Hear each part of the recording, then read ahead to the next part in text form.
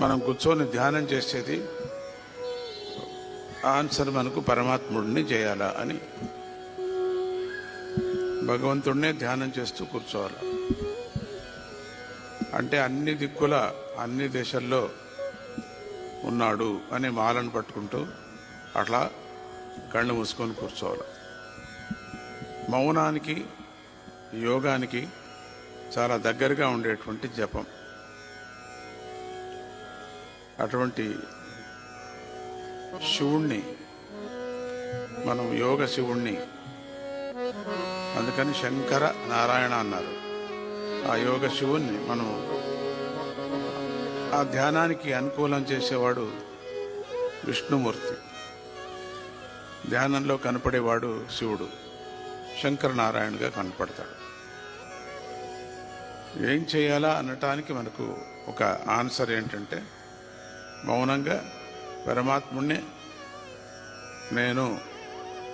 నేనే పరమాత్ముణ్ణి అనే భావనతో అట్లా కూర్చోవాల. చాలా మెంటల్ పీస్గా బాగా ఉంటుంది. ఏ విధమైనటువంటి చికాకు ఉండదు, ఏ విధమైనటువంటి గోళ ఉండదు, మనశ్శాంతిగా ఉంటారు. బీపీ తగ్గిపోతుంది, కంట్రోల్ అయిపోతుంది, షుగర్ కూడా కంట్రోల్ అవుతుంది. మనకు నిర్ణయ శక్తి కూడా పెరుగుతుంది. వాళ్ళ యొక్క తీరు మార్పు చాలా వరకు పరివర్తన పొందుతారు. వాళ్ళ నడత, వాళ్ళ మాటలు సాధుత్వంతో నిండిపోతుంది. అటువంటి ప్రాప్తిని మనం తెచ్చుకోవాలి. అదే ఆనందం అంటే అదేమి, ఇంకేం కాదు. భగవంతుడిలో చేరడం అంటే మన ఆనందం.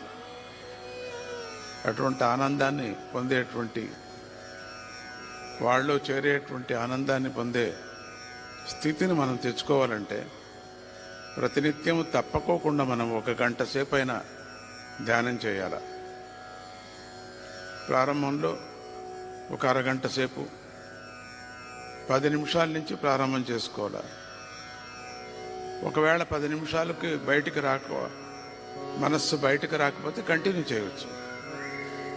చాలా బాగుంటుంది అది. తర్వాత మీ నిత్యకృత్యాలు మన చేసుకుంటుంటే కోపం తగ్గిపోతుంది, గొడవ తగ్గుతుంది ఇంట్లో. రెండవది, ఎవరేం మాట్లాడుకున్నా మనకు కాదు అది అనే భావన మనకు పెరుగుతుంది. ఆశలు కూడా తగ్గిపోతాయి. ఎట్లా ఉంటే దాంతో తృప్తిగా ఉంటాం. ఎంత దొరికితే చాలు మనకు. మొదటిది మనలో ఉండేటువంటిది చెడ్డ గుణం, కుళ్ళు. ఆ కుళ్ళు పోవాల. వారికి దొరికింది నాకు దొరకలేదు అని కుళ్ళుతనం మొదట పోతే మనందరూ బాగుపడతాం. ఆ కుళ్ళు ఉంది, జెలస్, అదే మన పెద్ద రోగం మనకు. అది పోవాలి మనకు. అది సహజంగా అందరికీ ఉంటుంది. మనుషులకి ఒక మాదిరిగా ఉంటుంది, నాకు లేదే అని. ఆ భావన పోవాలా. ఎందుకో ఆ భావన ఎట్లా పోతుందంటే ఈ ధ్యానంతో పోతుంది. సర్వవ్యాపిగా నేనే ఉన్నా అంటే నాదే అది అనే భావన వచ్చేస్తుంది మనకు. ఆ శరీరంలో నేను ఉన్నాననే భావన మనకు వచ్చినప్పుడు మనకు అది దొరికినట్టే కదా అనే తత్వం మనలో బయలుదేరుతుంది. అదేదో పదార్థం ఉంది, దాని యజమాని వేరే.